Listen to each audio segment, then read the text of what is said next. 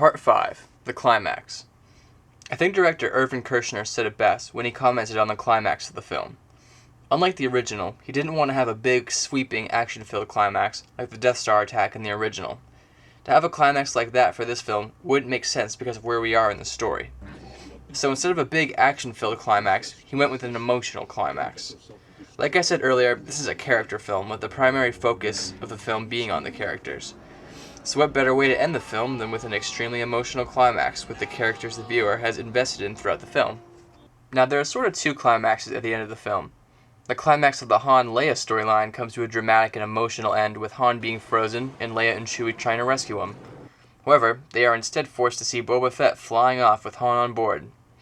This of course ties into what I was saying earlier about how the tone of this film is much darker because our heroes are constantly losing.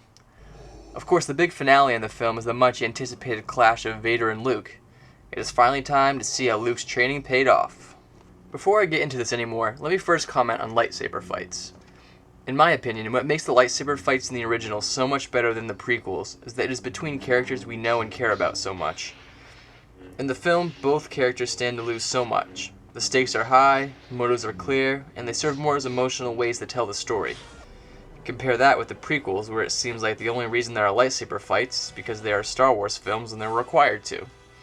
Take Episode 1 for example, where we have a villain who has literally spoken 2 lines beforehand, Obi-Wan, who has had about 15 minutes of screen time up to this point, and Qui-Gon, who we essentially know is going to die, so all the tension is taken out of the fight. Sure, we have cool, fast, flashy fights.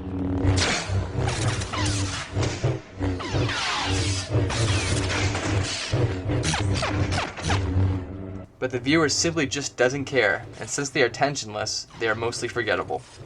Let's compare this to Empire Strikes Back. The Force is with you, young Skywalker. But you are not a Jedi yet. The tension is there from the start. We understand the characters and their motivations, which makes the payoff of the lightsaber fight worth it. So to summarize, lightsaber fights are about this.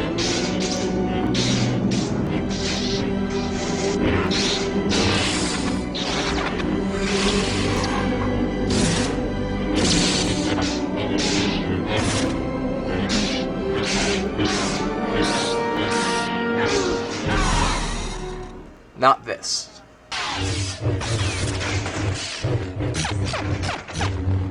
There's emotion and meaning behind the original fights, which makes them better. So after the fighting is over, Vader reveals he is his father, causing the epitome of the emotional climax.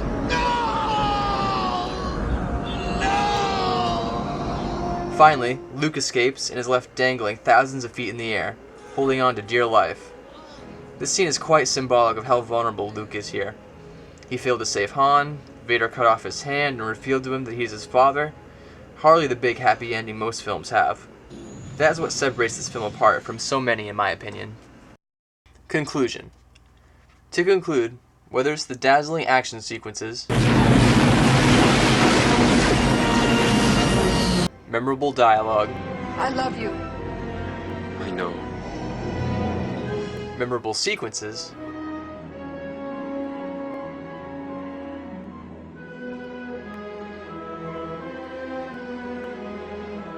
or just investing in these great characters, everything about this film works. We get into the psyche of the characters, we feel the emotional conflicts that are taking place, and we also go to deeper and darker places.